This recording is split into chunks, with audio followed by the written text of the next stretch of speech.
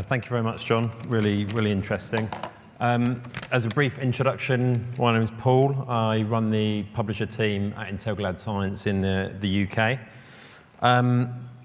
As a business, I feel like we're quite well placed to contribute to these types of sessions, working with both agencies and publishers.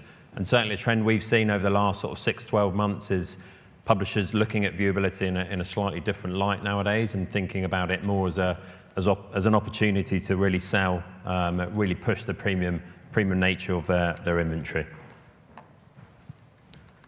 So as a bit of context, where have we come from and where are we going? So I'll put a couple of timelines up there, so accreditations and the industry in general. So if you look at one of the first accreditations, it was actually ABC brand safety back in May 2012.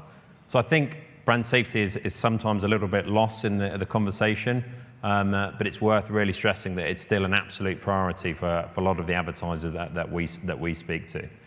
So accreditations have evolved to include now desktop viewability, video viewability, and of course mobile viewability more recently. Just a few months ago, the MRC ran an accreditation for sophisticated invalid traffic detection. So I think the accreditation process has done a lot in really building trust and transparency in the industry.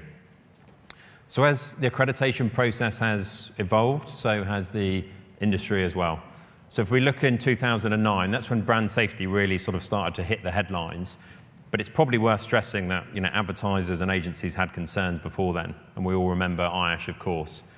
In 2013, programmatic or pre-bid technology became available for the buy side, and that allowed buyers to make predictions before they bid programmatically on the quality of that inventory, whether or not that was viewability, brand safety, or fraud.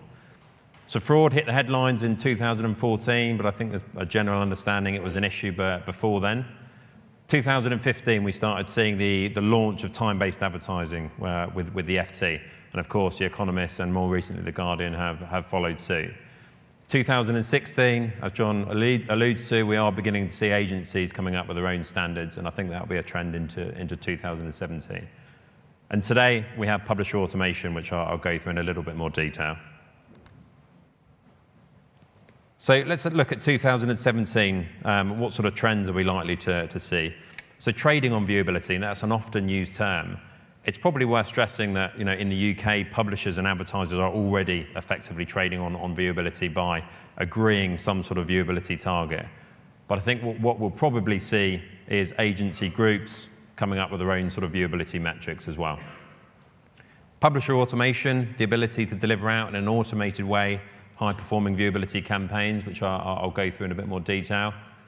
Cross-platform and cross-plan measurement. So we're certainly seeing a demand from agencies to look at desktop, video, mobile, OTT in the future, and really looking at a holistic view when it comes to verification.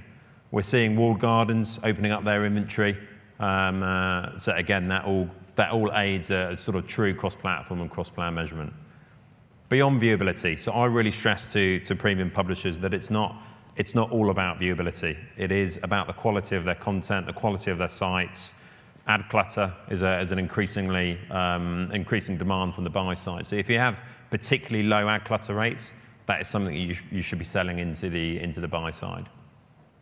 So beyond viewability, not just was an ad viewable, but did that viewable ad lead to some sort of conversion? Again, we're having an increasing number of conversations with advertisers around that. User exposure. So I believe that the user is sometimes sort of lost in these types of conversations, and it's probably relevant for today's session. But not just looking at viewability, what number of viewable ads were shown to a user and for how long? What is the optimal amount of ads and time per user? So I believe publishers thinking about these sort of questions now will be ahead of the game. So how do advertiser and publisher needs differ? So let's look at the UK landscape and put a bit of context into the conversation. So we see viewability at around 57%, brand safety or brand risk, so moderate to very high risk content at 7.8%, and levels of ad fraud at 3.2%. But you see that publishers fare better than programmatic in all three areas, and I strongly believe that is something that publishers should be shouting about as well. So what we have seen over the last 6 months is an improvement in overall viewability, both with publishers and programmatic. So I think publishers have certainly been doing a good job by improving their overall site viewability, understanding the importance of it. And programmatic platforms have done a good job in weeding out some of the poor inventory. So yeah, let's look at some of the challenges between advertisers and publishers. And one of the big challenges we've seen over the last few years is discrepancies between buy side and sell side. And that's often because publishers and advertisers are counting different things when it comes to viewability. So publishers will often begin the viewability count when the container tag loads, and advertisers look at viewability when the creative assets load. So there can be a few sort of milliseconds difference, which can, of course, lead to discrepancies. That can be a headache when it comes to campaign reconciliation, over-delivery, and, of course, loss of revenue for the publisher side. So what we believe in at Integral is taking information from both sides. So from the publisher, when did the ad slot load? Is the ad slot viewable? And from the advertiser, has the creative loaded and are the creative assets viewable? So by taking information from both agency and publisher, we're able to deliver out discrepancy-free reporting for both buy side and sell side, which helps in relationships between agency and publisher and helps when it comes to campaign optimization from a publisher perspective. So I mentioned automation as a key trend in 2017. So it's probably worth giving a bit of context. The buy side have had predictive technology for some time, which makes predictions on the type of inventory they're about to buy programmatically.